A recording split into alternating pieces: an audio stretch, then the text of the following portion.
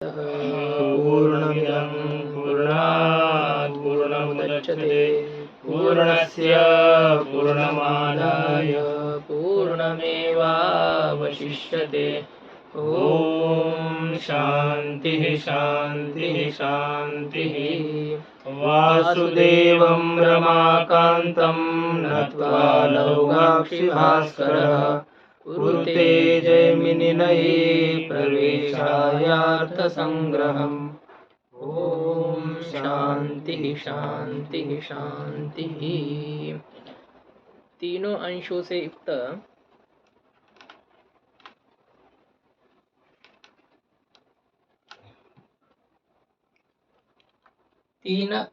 से युक्त जो शाब्दी भावना, तो उस शाब्दी भावना की चर्चा हम लोगों ने की। शाब्दी भावना का क्या लक्षण किया था? व्यापार विशेष शाब्दी भावना। पुरुष प्रवृत्ति अनुकूलो भाव हेतु व्यापार विशेष भावना, शाब्दी भावना। पुरुष के प्रवृत्ति के प्रति कारणीभूत जो प्रेरक का अभिप्राय विशेष है, व्यापार विशेष है, उसे शाब्दी भावना कहते हैं। शाब्दी भावना प्रेरणा है और उस प्रेरणात्मक शाब्दी भावना को तीन की आकांक्षा होती है जी। साध्य की आकांक्षा, साधन की आकांक्षा, प्रीति कर्तव्यता की आकांक्षा। तो शाब्दी भावना को साध्य की आकांक्षा होने पर किसका अन्वय होता है? अर्थी भावना का। शाब्दी भावना का साध्य अर्थी भावना। नाम पुरुष की प्रवृत्ति, पुरुष के प्रवृत्ति के लिए प्रेरणा होती है। प्रेरणा का लक्ष्य है पुरुष की प्रवृत्ति। और शाब्दी भावना में करण की जिज्ञासा हो तो किसका अन्वय होता है? लिंगादि का जो ज्ञान है तो उसका करण रूप से अन्वय होता है।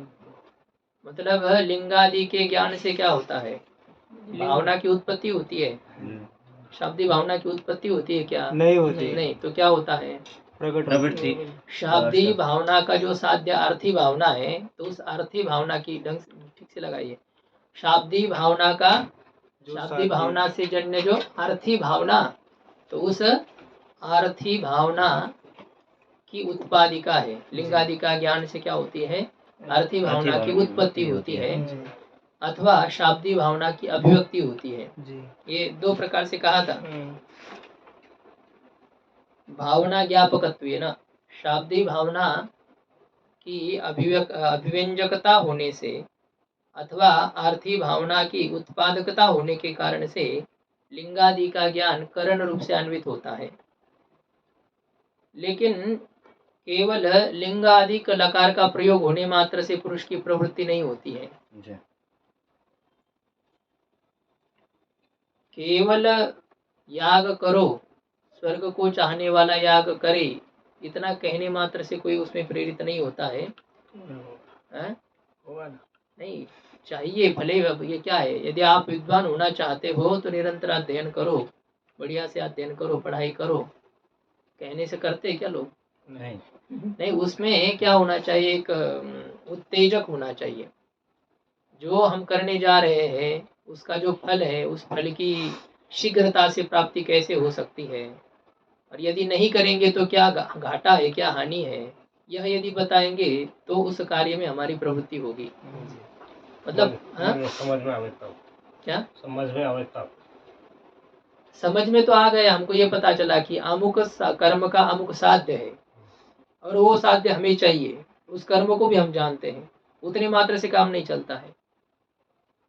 उसका बोध प्रशंसक या अन्य कर्म का निंदक कोई वाक्य भी होने चाहिए, तब हम उत्तेजित होते हैं। तो उत्तेजित होने पर काम होता है, ऐसे सामान्य से नहीं होता है। जिज्ञासा से काम नहीं चलता है। जिज्ञासा उत्कट होनी चाहिए। उत्कट जिज्ञासा ही ज्ञान प्राप्ति का उपाय होती है। तो उसको उत्कट करने के लिए वाक्य होते अर्थवाद। तो उस अर्थवाद वाक्य का ही इति कर्तव्यता रूप से अन्वय होता है यहाँ पर जी। मतलब प्रश्न जी, इति कर्तव्य माने किस प्रकार से करना ना, माने यहाँ तो अर्थ हुआ कि माने उत्कट चिकित्सा जी, लेकिन यहाँ पे क्या है कि किस प्रकार से करना, तो वो तो अर्थवाद से सिद्ध नहीं होगा।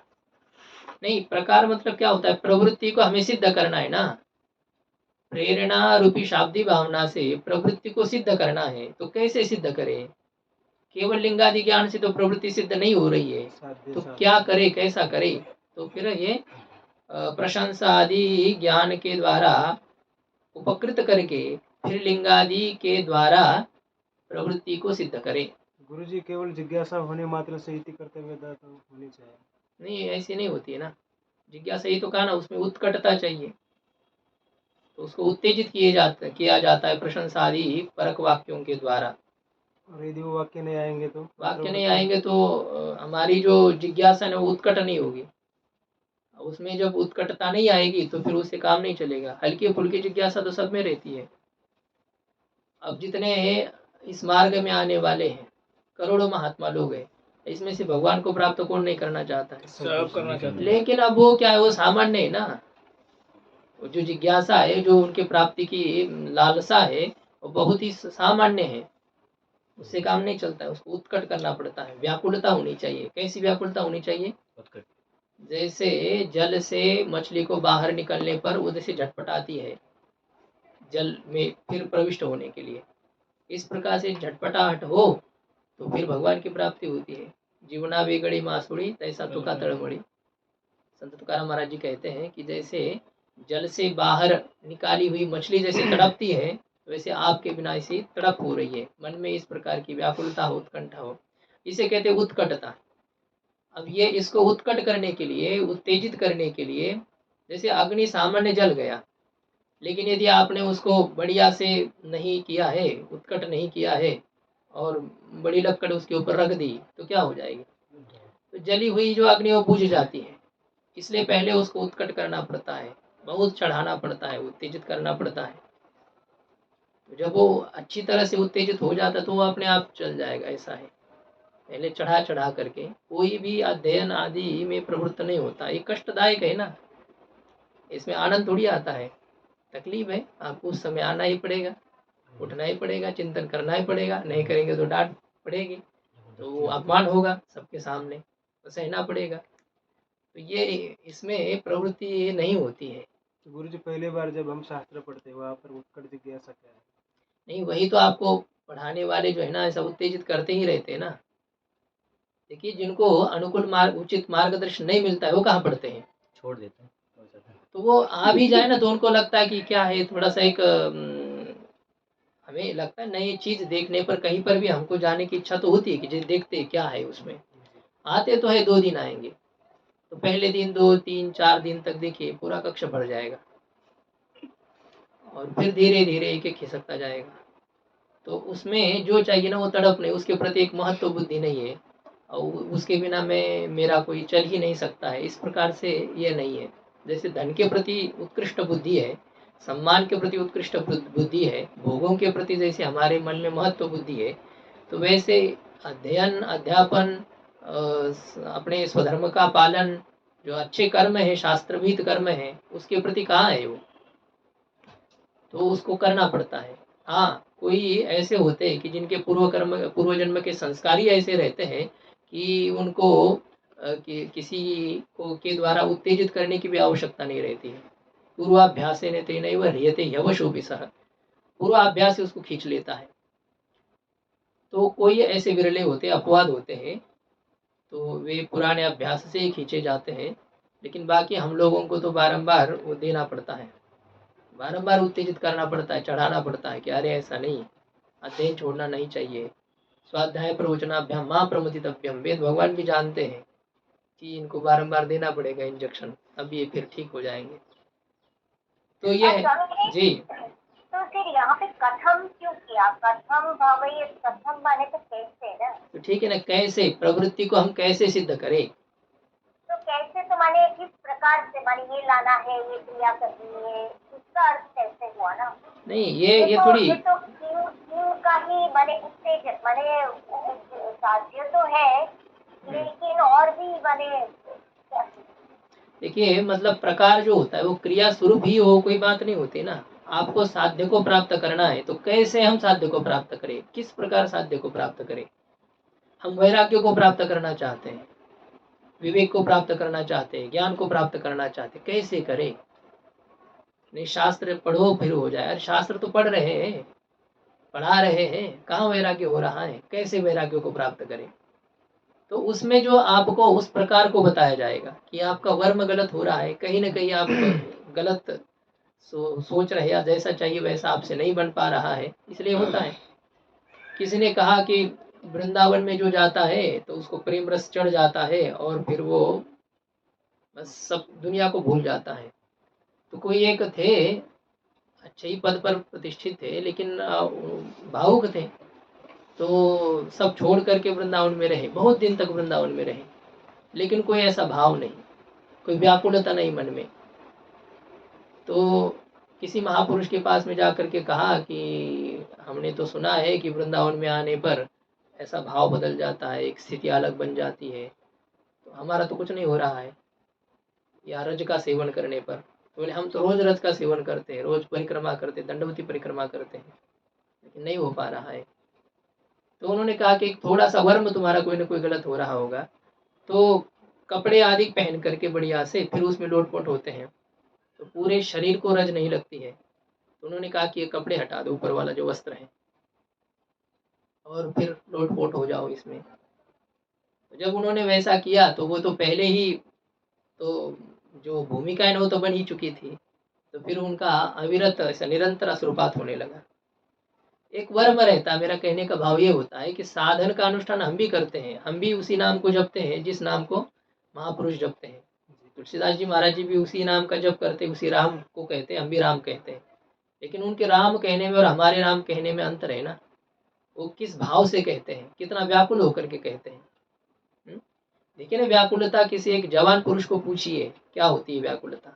जब वो नाम भी आ जाता है कि यार किसी प्रकार से उसको स्मरण भी हो जाता है तो रोने लग जाता है उसके प्रेयसी का। तो उस प्रकार से ये एक व्याकुलता हमारे में होनी चाहिए। भगवान का नाम सुनते ही हम रट तो रहे हैं खाली, लेकिन अलग ही मन में चिंतन चल रहा है, मुख से बोल रहे हैं, आँख से दूसरी चीज देख रहे हैं। तो ऐसे ही ये प्रवृत्ति को संपादन करना है हमको। स्वर्ग को उद्देश्य करके याग विषय की जो प्रवृत्ति है, उस प्रवृत्ति का संपादन करना है तो कैसे करें, मतलब कैसे प्रेरित करें हम। तो वहां पर प्रशंसादि वाक्यों के द्वारा उपकृत करके, ये 36 पृष्ठ पर जो संस्कृत टीका है, तो उसमें नीचे से द्वितीय पंक्ति देखिए, तत्र अर्थवाद बोधित प्राशस्त्यादीना उपकारम संपाद्य। अर्थवाद वाक्यों के द्वारा बोधित ज्ञापित जो प्रशंसा आदि है, प्रशंसा है, निंदापरक वाक्य है, तो उन वाक्यों के द्वारा उपकारम संपाद्य, उन वाक्यों के द्वारा उपकार का संपादन करके लिंगादि ज्ञान के द्वारा पुरुष प्रवृत्ति स्वरूप जो अर्थी भावना है, उस अर्थी भावना को भावित, अर्थी भावना को प्राप्त करे, सिद्ध करे। मतलब याग विषय प्रवृत्ति लक्षणाम कुर्यात, याग विषय प्रवृत्ति स्वरूप को संपादित करे, ये निष्पन्न होता है। तो अर्थवाद वाक्य की बहुत महत्वपूर्ण भूमिका है। वो यदि कर्म विशेष की प्रशंसा नहीं करेंगे या किसी कर्म विशेष की निंदा नहीं करेंगे, तो आप जिससे निवृत्त होना चाहिए उससे निवृत्त नहीं हो पाएंगे। देखिए, शराब पीने वाला व्यक्ति भी जानता है शराब पीना गलत है, मांस खाने वाला व्यक्ति भी जानता है, बहुत प्राय व्यक्ति जानते हैं कि मांस खाना गलत है, लेकिन खाते हैं, संस्कार है उनके उस तरह से उनको खींचते हैं। तो जब उस कर्मों के निंदापरक वाक्य उनको उससे परावृत्त नहीं करेंगे, बारंबार वही वही वाक्य उनको सुनाते जाएंगे ना, तो धीरे धीरे वो निवृत्त हो जाएंगे। और बारंबार वाक्य सुनाते जाएंगे ना, तो धीरे धीरे प्रवृत्त हो जाएगा कि जो कसम खा करके आए कि नहीं हम तो पुस्तक को हाथ नहीं लगाएंगे, अब उसको उसके सामने बारंबार बारंबार वही वही चर्चा करते जाएंगे ना, तो धीरे धीरे देखिए वो भी उसमें आ जाएगा। ऐसा ही होता है। तो इसलिए प्रशंसा परक वाक्य अथवा निवृत्ति परक वाक्य ये उपकार करते हैं लिंगादि ज्ञान को, अर्थी भावना को उत्पन्न करने के लिए सहायक होते हैं, साधक होते हैं।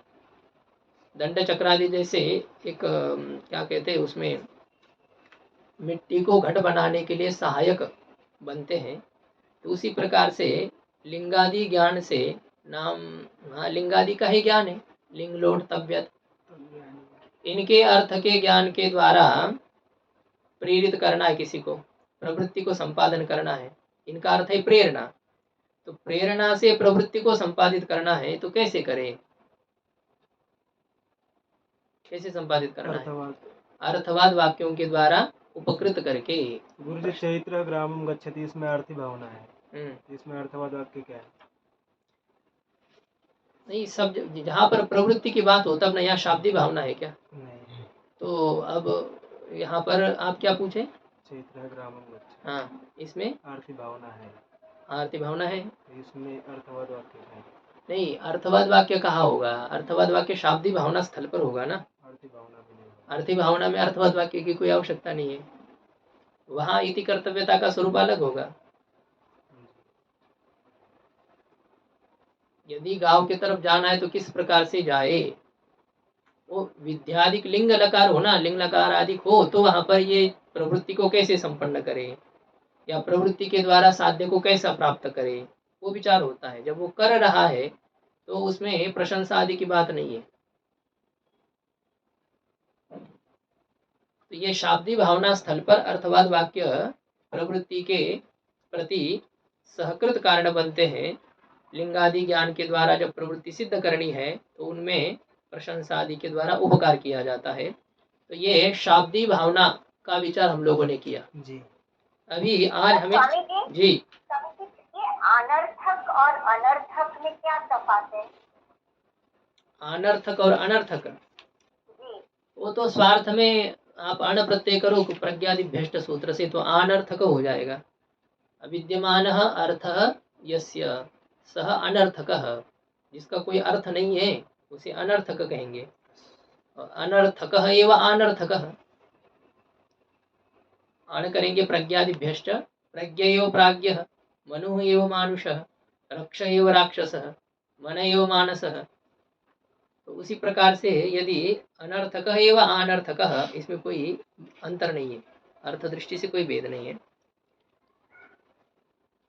आर्थी भावना का विचार आज हमें करना है। आर्थी भावना का लक्षण है प्रयोजन इच्छा जनित क्रिया विषय व्यापार आर्थी भावना। 38 पेज। प्रयोजन इच्छा से उत्पन्न, प्रयोजन से इच्छा, प्रयोजन इच्छा, स्वर्ग की इच्छा, स्वर्ग आदि का जो फल विशेष है तो उनकी इच्छा, और उस इच्छा से तया जनित प्रयोजन इच्छा जनित, प्रयोजन इच्छा से उत्पन्न, प्रयोजन की इच्छा से उत्पन्न क्या? क्रिया विषय व्यापार। यागादि क्रिया ही विषय है जिस व्यापार का, उस व्यापार को कहेंगे आर्थी भावना। प्रयोजन इच्छा जनित क्रिया विषय। क्रिया विषय, क्रिया विषय यस्य व्यापारस्य सह व्यापारः क्रिया विषयः, क्रिया विषयश्चासौ व्यापारश्च क्रिया विषय व्यापारः। अब आगे पीछे जनित के साथ कर्मधारय करना है। प्रयोजन इच्छा जनितश्चासौ क्रिया विषय व्यापारः, प्रयोजन इच्छा जनित क्रिया विषय व्यापारः। प्रयोजन स्वर्गादि की इच्छा से उत्पन्न जो यागादि विषयक व्यापार है। तो व्यापार को आपको कहा था कि ये मानसिक कृति है, मानसिक व्यापार यहाँ लेना है, लेकिन इसमें मतभेद है। कोई व्यापार शब्द से उसे कहते जिससे कि फल की सिद्धि हो, ऐसे व्यापार को, शारीरिक चेष्टा विशेष को भी अर्थी भावना कहते। कोई लोग कृति विशेष को कहते हैं और कोई लोग कहते हैं कि क्रिया, क्रिया यानी क्रिया शारीरिक की क्रिया है। केवल प्रयत्न को अर्थी भावना नहीं कहेंगे, अभी तो प्रयत्न से उत्पन्न यागादि विषय का जो शारीरिक व्यापार है, जो आप उसको संपादन करने के लिए जो श्रम करेंगे तो उसी को ही आर्थी भावना ऐसा कहेंगे। ऐसा ये है। अन्योत्पादन अनुकूल आत्मा सह व्यापार, ये सब टीका में विचार किया है कि प्रयत्न को अर्थी भावना कहे, प्रवृत्ति को अर्थी भावना कहे, या प्रवृत्ति जन्य जो क्रिया है उसे अर्थी भावना कहे। जो प्रवृत्त होगा तो प्रयत्न होगा। प्रवृत्त होगा तो प्रयत्न नहीं, प्रयत्न होने पर उसकी उस कर्म विशेष में प्रवृत्ति होती। प्रवृत्ति यानी क्या है? प्रवृत्ति यानी और प्रयत्न तो समानार्थक हम ले रहे हैं। क्रिया, शारीरिक क्रिया हम कब करते हैं? शरीर से। जब मन में प्रवृत्ति होती है, मन में संकल्प होता है, मन में जब कृति होती है, प्रयत्न होता है, तो हम शरीर से व्यापार करते हैं। तो यागादि विषयक जो शारीरिक व्यापार है, जो कि स्वर्गादिक फलों का जनक हो, जो व्यापार विशेष स्वर्गादिक फलों का जनक हो। और याग आदि विषयक जो व्यापार है, शारीरिक भी व्यापार क्यों न हो, याग की संपन्नता करना, तो वह स्वर्ग का साक्षात जनक वैसे नहीं होता है, अपूर्व के माध्यम से। तो अपूर्व को उत्पन्न करने के लिए जो हमारी क्रिया होगी शरीर से, उसी क्रिया को ही आर्थी भावना कहना है, ऐसा कुछ आचार्यों का कथन है। तो दोनों बातें सही है। चलिए हम ऐसे ही करना है। ऋतु भारद्वाजस्य, पाणिनि जी कहते हैं ईट नहीं करना है थल में, भारद्वाज आचार्य कहते करना है। तो हमको क्या करना चाहिए? हाँ, तो हमको दोनों भी करना चाहिए। उत्तरोत्तर मुनि नाम प्रापान्यम, हम मुनि बन गए।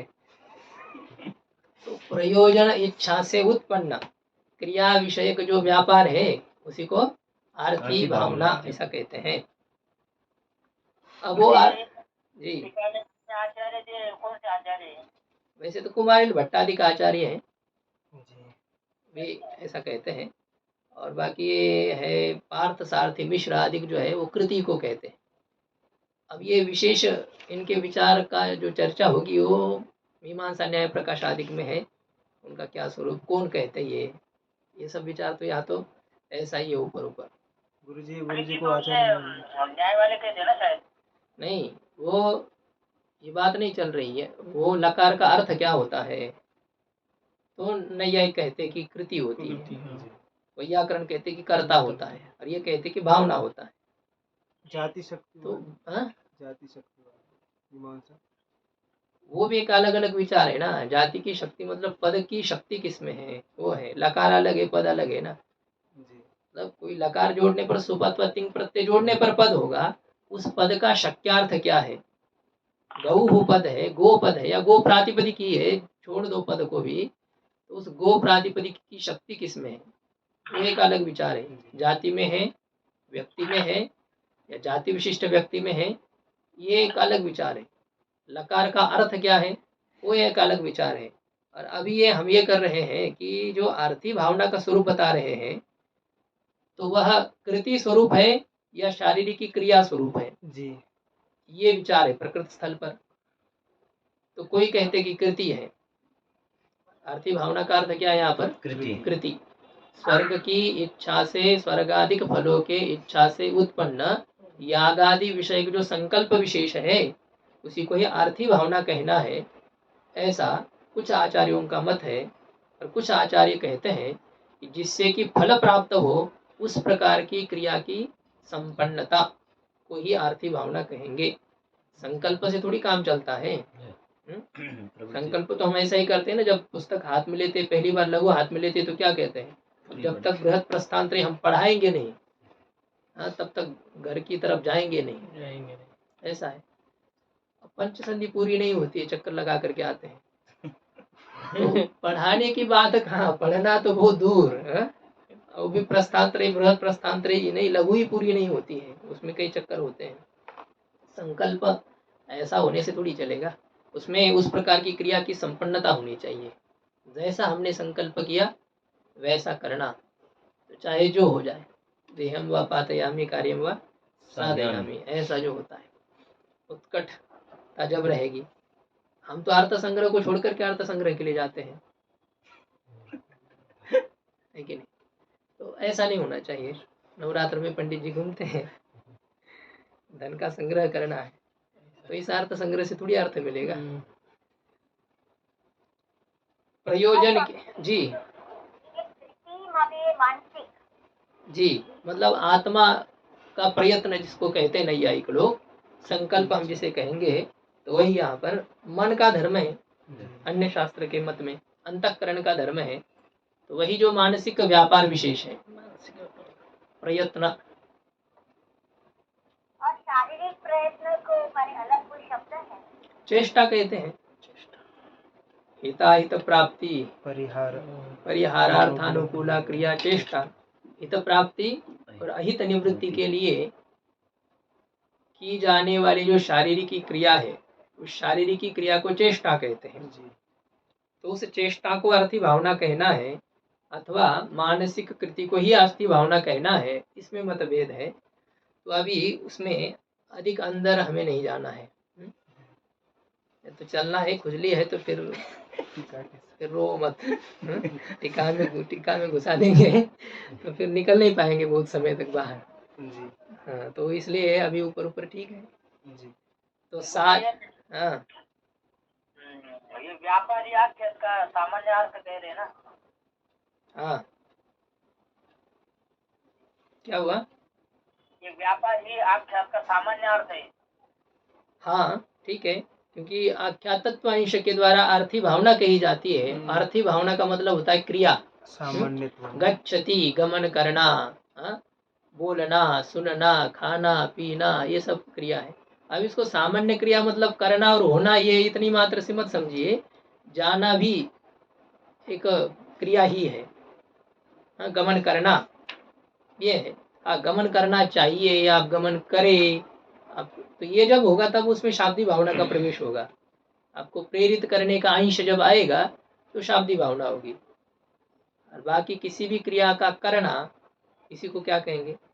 अर्थी भावना, ऐसा कहेंगे। तो लकार का अर्थ क्रिया होती है, ऐसा इनका कहना है। क्रिया, देखिए धातु का अर्थ ही वैयाकरण लोग क्या कहेंगे, भाई क्रिया को क्यों आप लकार के द्वारा कहोगे? क्रिया तो धातु ही कह रही है। जी। वो आदयो धातव, तो क्रिया के वाचक तो धातु ही होते हैं। क्रिया का बोधन तो धातु ही करते हैं। लकारों के द्वारा क्रिया को कहने की क्या आवश्यकता? लकार तो कर्ता को कहते हैं, कर्म को कहते हैं, ऐसा उनका कहना है, या भाव को कहते हैं। तो ये इनका ये है कि यागादि विषयक जो व्यापार है, याग एक कर्म विशेष है, जी। और तद अनुकूल जो शारीरिक व्यापार होगा उसी को लकार कहते हैं, ऐसा इनका कहना है। गम धातु का अर्थ गमन है, लेकिन गमनानुकूल जो व्यापार है उस व्यापार को प्रत्यय कह रहे हैं। गच्छति गमनानुकूल व्यापारम करोति, ऐसा अर्थ है। तो आर्थी भावना, और वह आर्थी भावना साच आख्यातत्वांशेन उच्यते। वह आर्थी भावना किस अंश के द्वारा कही जाती है? आख्यातत्वांश के द्वारा कही जाती है।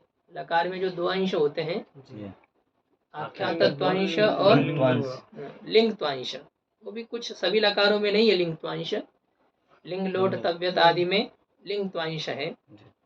तो उसमें से लकारत्व आख्यातत्व इस अंश के द्वारा आर्थी भावना का कथन किया जाता है। हाँ, सभी लकारों में है। तो लकार में जो लकारत्व धर्म है उस विशिष्ट लकार के द्वारा आर्थी भावना का कथन किया जाता है। शाब्दी भावना का कथन भी लकार करते हैं, लेकिन लिंग तो धर्म वाले लकार के द्वारा शाब्दी भावना का कथन किया जाता है, ऐसा है।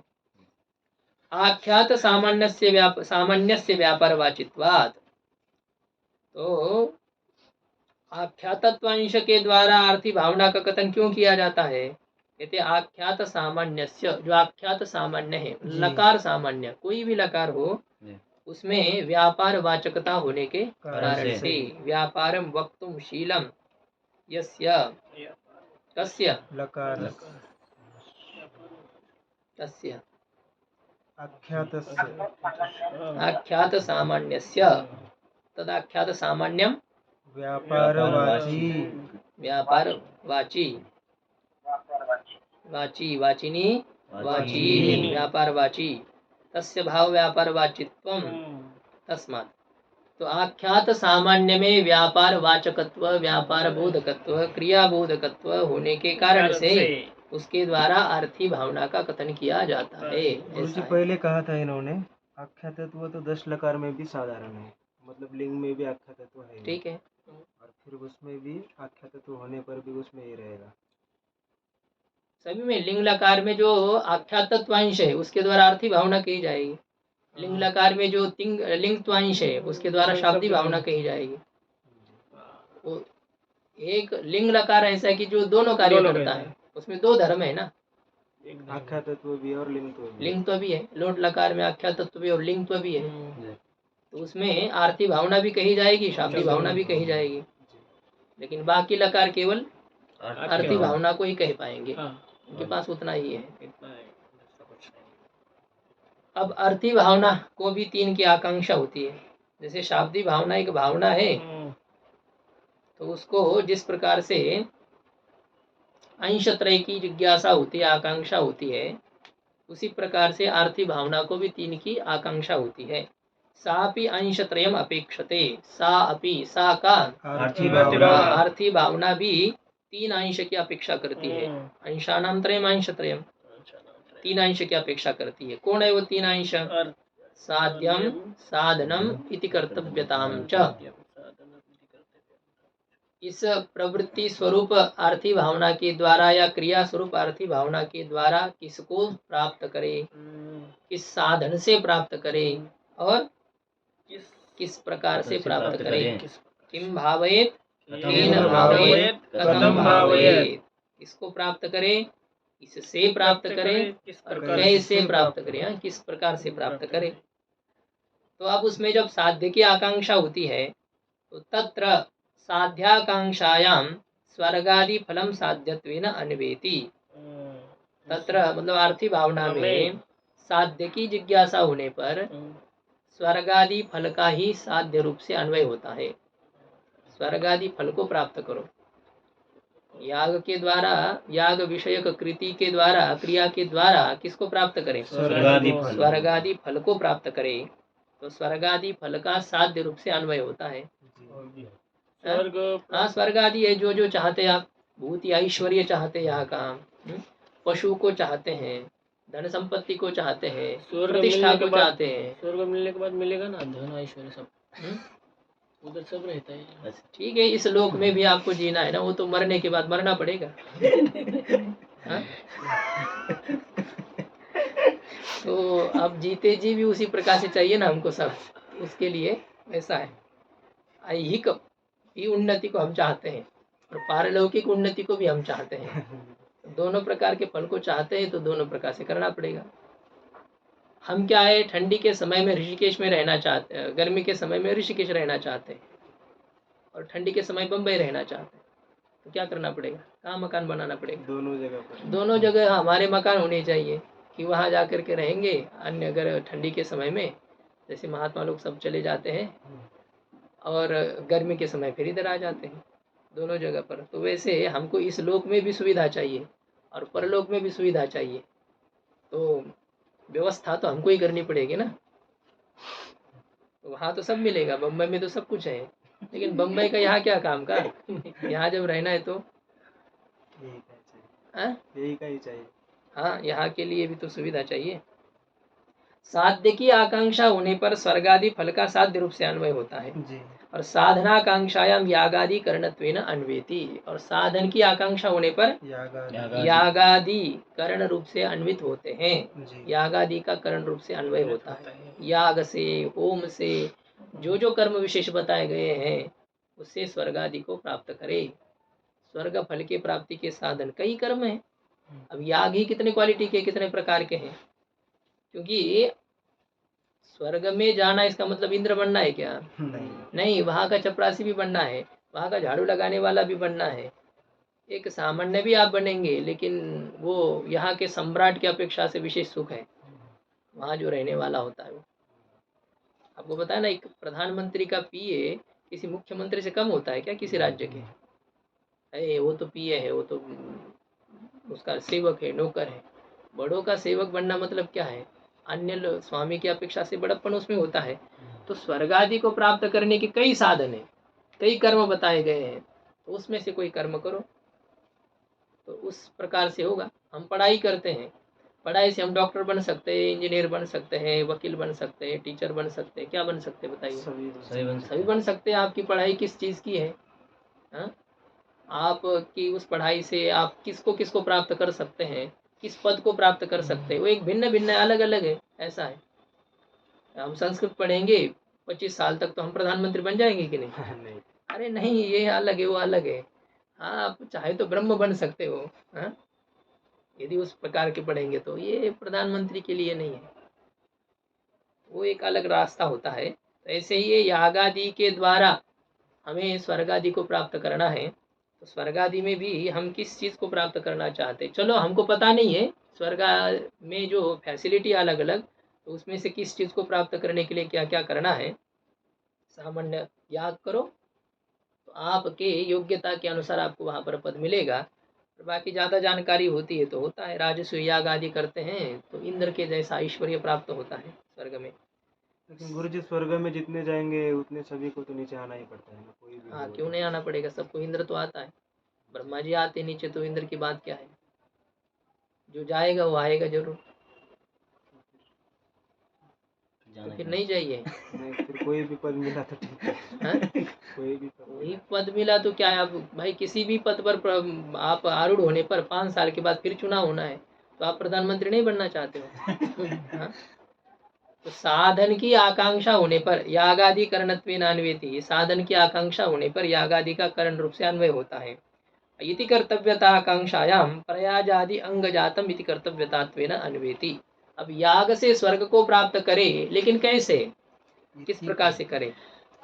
केवल साधन से साध्य की प्राप्ति नहीं होती है। साधन के कोई क्या होते हैं ना, मतलब सहायक और साधन होते हैं, साधन के भी सहायक साधन होते हैं। जैसे मानो आपको किसी देहात में जाना है या तो वृंदावन में ही जाना है, यहाँ से आपके पास बहुत पैसा है और आप 1 घंटे में जाना चाहते हैं, तो क्या है, फ्लाइट से जाएंगे, तो फ्लाइट आपको वृंदावन छोड़ेगी क्या? नहीं। दिल्ली तक छोड़ेगी। लेकिन आपको जब पूछेंगे भाई आप कैसे आए इतनी जल्दी, तो फ्लाइट से आए। तो साधन आप फ्लाइट बता रहे हैं, लेकिन क्या वृंदावन में फ्लाइट ऊपर टंगी थी क्या, वो नीचे कूदा? तो वो जो हुआ तो वहां पर उसको दिल्ली तक उसने पहुंचाया, फिर और दूसरे साधन से वहां पर पहुंचा। तो ये समझ लीजिए वो जो बाकी का साधन है ना, जो गाड़ी आदि जो बना है उसमें, या ट्रेन से भी हम जाएंगे तो मथुरा तक पहुंच जाएंगे, वहां से तो टेम्पो से जाना पड़ेगा। तो वो जो है उसको कहते हैं सहायक साधन। तो वो यदि उतने उतने के लिए नहीं रहेंगे ना, तो आपका मथुरा में जाना भी वृंदावन में पहुंचना नहीं कहा जाएगा। आप नहीं पहुंचे अभी तक, आपको पूछते ना कहाँ पहुंच गए, बोले नहीं नहीं पहुंचे नहीं, हम मथुरा में हैं। या तो नजदीक नजदीक पहुंचने से हम कहते हैं पहुंच गए, लेकिन पूरा पहुंचना तभी कहा जाता है कि जितने सहायक सामग्री थी, जो कुछ था, जिस आश्रम में आपको जाना था वो आश्रम मिल गया। और वहां जाने पर भी वो वहां का जो व्यवस्थापक वो होना चाहिए, नहीं तो घंटा भर वही खड़े रहे। ओहो, वो कमरा खोले, कमरा में जाकर की वो सफाई होनी चाहिए, वहां पर अब जाकर के लेट गए, जो करना है तब कहेंगे हाँ हम पहुंच गए। तो ये सब सहायक जो साधन सामग्री है उसी को ही कहेंगे इति कर्तव्यता। ये होता है, पैसा होने मात्र से आप गाड़ी खरीदेंगे, होता है क्या? बहुत कहीं कहीं उसमें रहता है, नाम आपके नाम पर करनी है और किसको कितना पैसा खिलाना होता है। 10 लाख की गाड़ी है लेकिन 1-2 लाख तो आपके इधर उधर ही चले जाते हैं, तो ये सब होता है इति कर्तव्यता। हाँ, क्या कह रहे हैं? समझ में नहीं आया। ये याग के सहायक होते हैं, जो हम याग करते हैं, मुख्य याग जो कर रहे हैं, दर्श पूर्णमास आदि के याग कर रहे हैं, तो उसके एक उपकारक और छोटे छोटे याग होते हैं, उनको अंग कर्म कहते हैं, सहायक कर्म कहते हैं, उनको भी करना पड़ता है। आपने भोजन बनाया लेकिन अचार हो, पापड़ हो, और चटनी हो, ये जो होते हैं ना, ये भोजन है क्या है? इसको भोजन के सहायक कहते हैं। ये जब हो ना तो 2-4 रोटी और निकल जाती है, घी लगाया हो बढ़िया से, तो क्या है, जो 1 रोटी खाना चाहता है वो 4 रोटी खा जाता है। ये सहायक ऐसे होते हैं याग के अंग। प्रयाज है, अनुयाज है, तो ये सभी सहायकों के संपन्नता के द्वारा फिर आपको स्वर्ग की प्राप्ति हो सकती है। इन सबको छोटे छोटे याग है। हाँ, ऐसा ही है। समिधो यजति, ईडो यजति, बर्हिर्यजति, तनुनपातम यजति, स्वाहाकारम यजति, पंच प्रयाज है, उसको करते हैं। कुछ ऐसे होते कि याग के पहले संपन्न करने पड़ते हैं, और कुछ ऐसे होते कि याग के बाद में संपन्न करने पड़ते हैं। तो ऐसा करके फिर याग की पूरी तरह से सांगोपांग कर्म जिसको कहते हैं ना, अंग उपांग के साथ कर्म, उतना केवल नहीं होता है। ये केवल शरीर को पानी से गीला करना, इसको स्नान नहीं कहते हैं। उसके बहुत कुछ आगे पीछे सब कुछ रहता है। गंगा जी में जा गए और कुत्ता जैसा डुबकी लगाता है वैसे लगा करके आए, उसे कहेंगे क्या? जा करके उनको प्रणाम करना है और गंगा जी में जा करके सूर्यार्घ्य देना है और कुछ स्मरण करना है, कुछ नाम स्मरण करना है, थोड़ा बहुत जितना जो कुछ हो, तो उसका एक पद्धति है ना स्नान करने की, उसको कहते सांगोपांग स्नान, तब उसका पुण्य मिलेगा। ऐसा केवल करने से थोड़ी होगा। ऐसे ही है ये, इति कर्तव्यता की आकांक्षा होने पर, ये प्रयाज आदि सभी कर्मों की संपन्नता करनी पड़ती है, तब याग से स्वर्ग की प्राप्ति होगी। स्वरूप कैसा है इसका? हाँ मतलब ये छोटे से इसमें आहुति आदि डालनी है? हाँ, ऐसे होता है, ऐसा समझ लीजिए। अब हमने थोड़ी किया है, यही तो बात होती है ना। उसमें है मुख्य याग के संपन्नता के लिए बहुत सारी इष्टियाँ होती है। अब आप कभी कुंभ आदि में गए होंगे, यज्ञ मंडप में कभी देखा होगा या नहीं देखा होगा, तो एक मुख्य याग रहता है, बीच में बहुत बड़ा कुंड होता है और इधर उधर ना छोटे छोटे कुंड रहते हैं, और वो सभी में दिया जाती, आहुति दी जाती वहाँ पर भी, अन्य अन्य कुंडों में। कि अष्टोत्तर शतक या 108 होते, कई 51 होते, कई कई ऐसे कुंड होते वो, और एक मुख्य रहता है। तो उस मुख्य कर्म की संपन्नता के लिए बाकी के सब चाहिए, तब ये मुख्य कर्म सांगोपांग हुआ, इस प्रकार से माना जाता है। और भी है, ये तो एक सामान्य मैंने बात बताई आपको। साधन सामग्री कैसे होनी चाहिए, ब्राह्मण कैसे होने चाहिए, यजमान कैसे होने चाहिए, कैसे उनके मंत्र का उच्चार, ये सब उसमें होना चाहिए उस प्रकार का। इसलिए तो यज्ञ यागादिक साधनों को इस समय ज़्यादा महत्व नहीं दिया जाता है। हम नहीं उस प्रकार से उसको संपन्न कर सकते हैं जैसा होना चाहिए। पवित्रता हमारे में नहीं है उस प्रकार की। वस्त्र वेशभूषा आदि की ऐसी है, यजमान की पैंट पहन करके घूमते हैं तो उनको वहां पर बैठना क्या, चलो उनको धोती पहनाएंगे, लेकिन लघु शंकर जाते तो क्या शुद्ध होकर के आते हैं क्या? तो इसलिए ये होता है कि ये आजकल नहीं है ऐसा। थोड़ी सी क्या है, आचमन न करने से नल राजा के शरीर में प्रविष्ट हो गया कली, इतना नचाया उसको बेचारे को 12 साल तक। तो हम लोग क्या कर सकते हैं इस कर्म विशेष में? इसलिए अब ऐसा है ना, शुद्ध मतलब श्रवण करो। बाकी जिज्ञासा होती है आपको, बात सही है, लेकिन हम भी अब वैसा आपको स्पष्ट रूप से एक चित्र सामने नहीं ला सकते हैं, आजकल है नहीं। तो इति कर्तव्यता आकांक्षा है, इति कर्तव्यता की आकांक्षा होने पर प्रयाज आदि अंग जातम, प्रयाज आदि जो अंग समूह है उसका ही इति कर्तव्यता रूप से अन्वय होता है, इति कर्तव्यता है। हिंदी में दिया गुरु जी 10 पूर्णमास याग के ये पूर्वक किए जाने वाले हैं सब। हाँ, कुछ पूर्व में होते हैं, अनुयाज आदि कुछ ऐसे भी कर्म होते हैं कि बाद में भी होते हैं, तो ये पूर्व में है। ये सब है।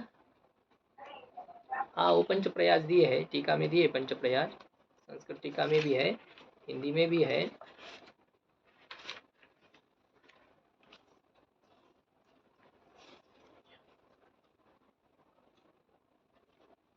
मतलब जो अंग कर्म होते हैं ना, वो 3 प्रकार के होते हैं।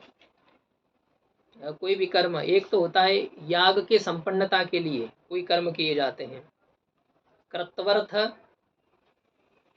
और पुरुषार्थ और उभयार्थ। कोई याग के संपन्नता के लिए होते हैं, कोई पुरुषार्थ के लिए होते हैं, मतलब जिससे कि हमें स्वर्ग आदि की प्राप्ति हो। और तीसरे प्रकार के कर्म होते हैं जो कि याग के लिए भी होते हैं और स्वर्ग के प्राप्ति के लिए भी होते हैं। तो कृत्वर्थ, पुरुषार्थ और उभयार्थ, ऐसे 3 प्रकार के कर्म विशेष होते हैं। तो प्रयाज आदि है, प्रोक्षण है, व्रीहिन प्रोक्षति, व्रीहिन अवहंती, ये याग के पहले हैं, मुख्य याग के पहले किए जाते हैं प्रयाज आदि। और उसके बाद में भी कुछ रहते हैं, उस याग के जो उपकरण होते हैं ना, उस उपकरण का समुचित विनियोग करना पड़ता है। जो क्या होता है, एक यदि आपको खुजली आती है ना याग करते समय, तो हाथ से नहीं खुजलाना पड़ता है, वो एक सींग रखा जाता है, वो हिरण का जो होता है वो, उससे खुजलाया जाता है। लेकिन याग की संपन्नता होने पर उसको फेंक दिया ऐसा नहीं होता है, उसको जमीन में गड्ढा करके फिर उसमें उसको गाड़ना पड़ता है बढ़िया से। या पशु याग किया है तो पशु के अंग को ऐसे फेंक दिया, अब कुत्ते खाएंगे, ऐसा करेंगे तो नहीं चलेगा। तो उनको किसी एक जगह पर उसका संस्कार करके बढ़िया से रखना पड़ता है। तो ये भी उतने ही महत्वपूर्ण होते हैं। किसी आश्रम में हम चले गए, हमको कमरा दिया, बढ़िया से रहे, अब जाते समय वैसे गंदगी करके चले गए, चले आए, कुछ नहीं कहेंगे लोग। अब दूसरी बार आकर के देखो उसी आश्रम में जाओ, वो संत निवास है, उधर आसन लगाओ, हाँ, तो उस प्रकार से होगा। तो बाद में भी कोई संपन्नता होती है, किसी कर्मों का अनुष्ठान करना पड़ता है, तभी आपकी इज्जत रहेगी। तो ये क्रतु के लिए कुछ कर्म विशेष होते हैं, कुछ फल के लिए होते हैं, जैसे कि स्वर्ग पूर्णमास तो सीधे ही स्वर्ग की प्राप्ति के लिए ही है, और कुछ कर्म ऐसे होते हैं कि जो स्वर्ग आदि के लिए भी होते हैं और स्वर्ग के साधन रूप याग के लिए भी होते हैं, दोनों के लिए होते हैं। तो ऐसे एक को कहते उभयार्थ जी। तो इसमें जो याग के संपन्नता के लिए जो कर्म किए जाते हैं, या तो कोई ऐसे होते हैं कि याग से स्वर्ग प्राप्ति करने के लिए, स्वर्ग को प्राप्त करने के लिए उस याग के सहायक कोई कर्म होते हैं, मतलब जो सीधे फल के प्राप्ति के लिए मदद करेंगे याग की। प्रयाज आदि नहीं, दो प्रकार के कर्म होते हैं, अंग कर्म होते हैं, एक सन्निपत्योपकारक अंग, दूसरा आराध उपकारक अंग। तो जो याग के साधन स्वरूप कर्म के अंग स्वरूप जो द्रव्य है व्रीहि आदि, उनके उद्देश्य से जो कर्म कहे गए हैं तो उनको कहते हैं सन्निपत्योपकारक अंग। व्रीहिन प्रोक्षति, व्रीहि का यदि वो प्रोक्षण नहीं करेंगे, जल से छीटेंगे नहीं, तो फिर याग में साधगुण्य नहीं आएगा, मतलब कुछ उसमें त्रुटि मानी जाएगी। उसका संस्कार होना चाहिए, जैसा कहा है वैसा ही, वहाँ अपना दिमाग नहीं लगाना है, ऐसे होता है। दूसरी जगह है ना लगा हुआ। तो कर्म के अंग स्वरूप द्रव्यादि को उद्देश्य करके विधान किए जाने वाले कर्म विशेष को सन्निपत्योपकारक कहते हैं। तो प्रयाज आदि जो होते हैं वो सन्निपत्योपकारक नहीं होते हैं, वो द्रव्य को उद्देश्य किए बिना, याग के किसी द्रव्य को व्रीहि देवता आदि के संस्कार के लिए नहीं है प्रयाज आदि। वो किसके लिए है? वो सीधा फल के प्राप्ति के लिए है, मतलब उससे जो अपूर्व बनेगा ना, अंगापूर्व जिसे कहेंगे। अब ये सब चर्चा आने वाली 4 प्रकार के अपूर्व होते हैं, फलापूर्व है, समुदायापूर्व है, और एक अंगापूर्व है, और ऐसे ये 4 प्रकार के हैं, एक अपूर्व और रह गया।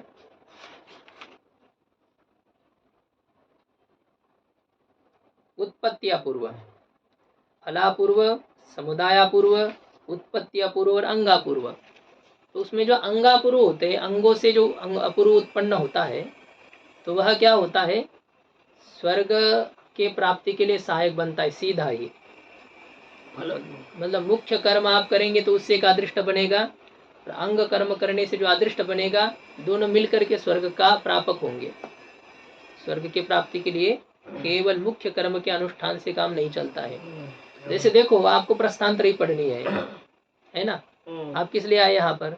हम श्रीमद् भगवद गीता, ब्रह्म सूत्र और उपनिषद पढ़ना चाहते हैं, इसके लिए आए। तो उसके हाथ में लघु पकड़ा दी, अरे मैं तो गीता जी पढ़ना चाहता हूँ, लघु क्यों दे दी मेरे हाथ में? बोले ये ऐसा ही होता है, पकड़ो इसको। अब पकड़ो नहीं रटो, हाँ? और रोज 2 साल करो, मेहनत करो। बस ठीक है, बेचारे की भी, फिर तर्क को पकड़ा दिया, फिर तर्क भी पढ़ा बेचारा, फिर सांख्य को, फिर योग को, फिर क्या क्या करते करते 6 साल तो ऐसे ही चले गए उसको। फिर कहा कि आप ले लो गीता जी। तो ये जैसे होता है, तो मतलब प्रस्थान त्रयी का अध्ययन केवल उससे नहीं होता है, उससे पहले आपको बहुत कुछ योग्यता प्राप्त करनी पड़ती है, तब आपका उसमें प्रवेश होगा। ऐसे है। तो केवल याग करने मात्र से काम नहीं चलेगा, याग स्वर्ग को प्राप्त करने के लिए सफल समर्थ हो, इसलिए उसके कोई सहायक साधन होते हैं, तो उन्हीं को कहते हैं प्रयाज आदि अंग जो होते हैं, आराध उपकारक अंग। और उनसे जब अपूर्व उत्पन्न किया जाएगा, तब मुख्य याग से उत्पन्न अपूर्व के साथ मिल करके फिर स्वर्ग की प्राप्ति होती है। ऐसा ही होता है, सब चाहिए, इसमें बहुत कठिन है। थोड़ा भी इधर उधर हो जाता है ना, सब उल्टा हो जाता है। ये नहीं देखा जाएगा कि आपने इतना अच्छा किया था। दुनिया में देखते हैं ना हम, आप किसी भी की भी मान लो क्या है, साल भर सेवा करो, बस आखिरी के 2-4 दिन आपसे कोई गलती हो गई, या आखिरी के 1 दिन गलती हो गई, वो याद रखेगा कि तुमने मुझे ऐसा कहा था, ये किया था। अब भाई पीछे 11 महीने 29 दिन तक तो हमने इतनी सेवा की बढ़िया से, वो याद नहीं रहा, लेकिन वो याद रहता है। ये बात होती है। तो ये प्रयाजाति जो अंग कर्म है, तो वही यहाँ पर इति कर्तव्यता रूप से अन्वित होते हैं। इति कर्तव्यतात्वेन अन्वेति, ऐसा ये है। ये थोड़ा सा आप 46 पृष्ठ पर आइए, जिससे कि आरती भावना का सम्यक स्वरूप आपके समझ में आ जाए। जैसे शाब्दी भावना का विचार हमने किया था, वैसे आरती भावना का। यहाँ पर एक ये दिया है, तख्ता दिया है। हाँ, आप में भी है, लेकिन आपको खोजना पड़ेगा इसमें। वो इधर उधर टीका है ना, अर्थालोक टीका है, उसमें भी दिया है। यजेत, यह एक वाक्य है। अब इसमें दो अंश है, यज धातु है और त प्रत्यय तो है। बोलते हैं त प्रत्यय में भी दो अंश है, दो अंश लिंग एक आख्या तत्वांश है और एक लिंग त्वांश है। आख्या तत्वांश के द्वारा अर्थी भावना कही जाती है और लिंग त्वांश के द्वारा शाब्दी भावना कही जाती है। दोनों भी है यहाँ पर। आख्यात का मतलब इन्होंने किया कि करना, गमन करना, खाना पीना सोना, ये। और चाहिए, तुमको ये करना चाहिए, तुम करो। ये जो चाहिए अंश होता है ना, इसी को कहते प्रेरणा, इसी को कहते शाब्दी भावना। तो इसमें आर्थी भावना का पहले देखिए। आर्थी भावना को तीन की जिज्ञासा होती है। जी। किम भावयेत, केन केन भावयेत भावयेत, और कथम कथम भावयेत। भावयेत। तो यदि स्वर्ग कामो यजेत है तो किसको प्राप्त करें? स्वर्ग आदि फल को प्राप्त करें। साध्य रूप से स्वर्ग आदि का अन्वय होता है। और किस साधन से प्राप्त करें? याग आदि के द्वारा प्राप्त करें। जैसे कर्ण की जिज्ञासा का शमन, निवृत्ति याग आदि के द्वारा होती है, धात्वर्थ याग आदि के द्वारा। और इति कर्तव्यता की आकांक्षा होने पर प्रयाज आदि जो अंग समूह है, उस प्रयाज आदि अंग समूह के द्वारा इति कर्तव्यता की जिज्ञासा की निवृत्ति हो जाती है। यह स्वर्ग काम हो ये जेत, इस वाक्य का अर्थ हो जाएगा प्रयाज आदि अंग कर्मों के द्वारा उपकृत करके याग से स्वर्ग को प्राप्त करे, याग से स्वर्ग को प्राप्त करे, ऐसा है। ये जो 1 नंबर टिप्पणी है ना, उसमें भी देखिए ये प्रयाज को कहा है, पंच प्रयाज को। ईडो यजति, बर्हिर यजति, समिधो यजति, तनुनपातम यजति, स्वाहाकारम यजति, इत्येवं पंच आहुत्यात्मकम। जो प्रयाज आदि अंग है, ये कैसे? ये 5 आहुति स्वरूप है, ये अंग समूह।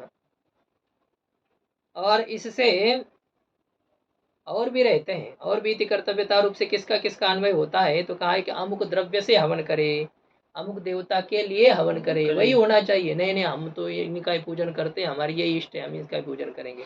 अरे फिर यहाँ क्यों करते हो? वहाँ गणेश जी का पूजन करना पड़ेगा, वहाँ देवी माता का पूजन करना पड़ेगा। हम तो राम जी के एक निष्ठ उपासक है, तो फिर याग छोड़ो, अपना राम राम करो।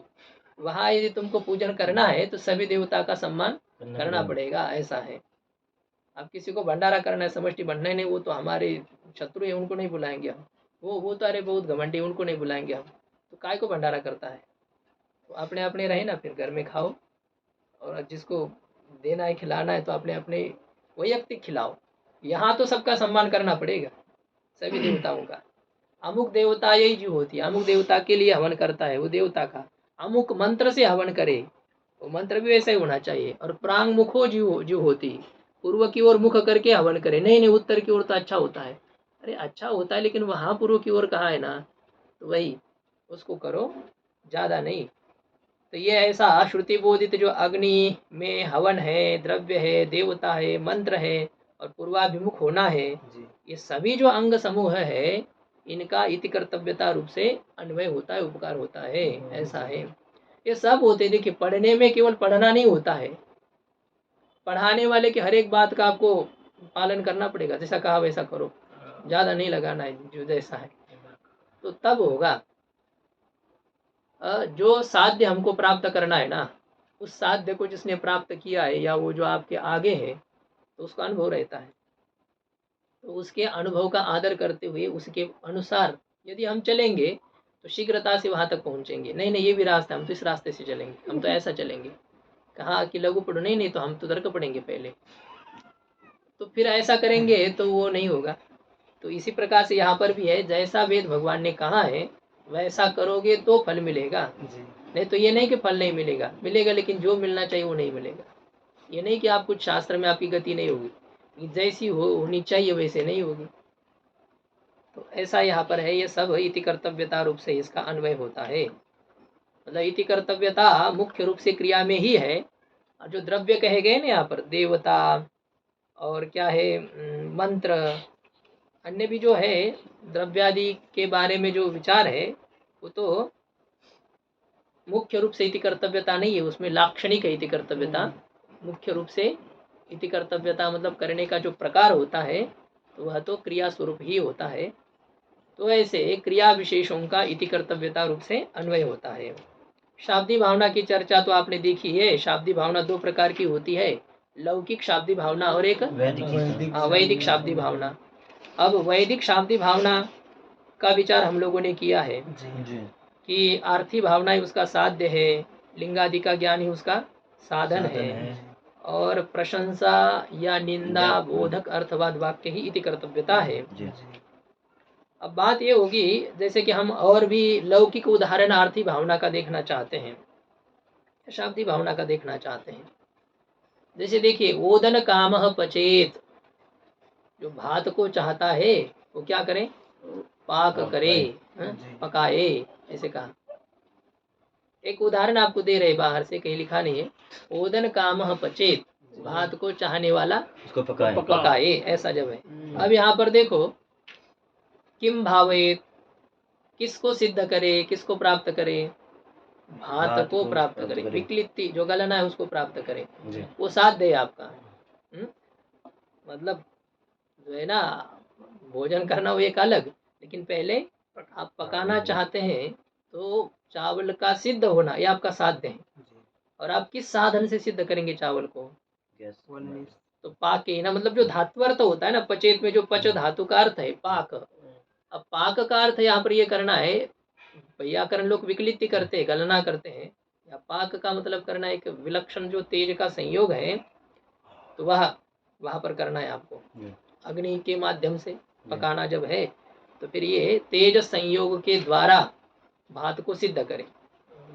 और कैसे सिद्ध करें, किस प्रकार से सिद्ध करें, यह जब होगा तो वहाँ पर अभी तो गैस आदि है कि वो लाइट क्या कहते हैं उसका बटन ऑन करो, फिर लाइटर जलाओ, बटलोई में पानी रखो, चावल डालो, ये जो होता है ना, तो इसको कहते हैं इति कर्तव्यता। और यदि लकड़ी पर चलाना है तो तृण फुत्कार आदि, उसमें फूंकना है, आग बूझती है तो क्या करना है, थोड़ा सा घास फूस क्या कहते कागज आदि डाल करके उसको जलाओ, धीरे धीरे वो होना चाहिए, प्रज्वलित होनी चाहिए अग्नि। ये सब कुछ जो होता है इसे कहते हैं इति कर्तव्यता। कुठारेण काष्ठम भिन्नति, ये भी उदाहरण आपको दिया था। द्वैधी भाव को प्राप्त करना है, साध्य द्वैधी भाव, किस साधन से करेंगे, कुठार से करेंगे। कैसे करेंगे, उद्यमन निपातन के द्वारा करेंगे। ऐसे ये हर एक कर्म विशेष में, क्रिया विशेष में ये आर्थी भावना रहती है।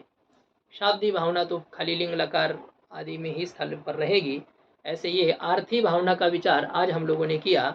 अभी ये शाब्दी भावना और आर्थी भावना का विचार होने के बाद में जो ये वेद का स्वरूप अभी बताएंगे। अथ को वेदः, ये वेद क्या है इसकी चर्चा हमको करना है। तो आप कहेंगे वेद कहाँ से लाए, इसलिए लाए कि वो जो धर्म का लक्षण था ना, वेद प्रतिपाद्य प्रयोजन, वेद प्रतिपाद्यत्वे सति प्रयोजनवत्वे सति अर्थत्वं धर्मस्य लक्षणम्।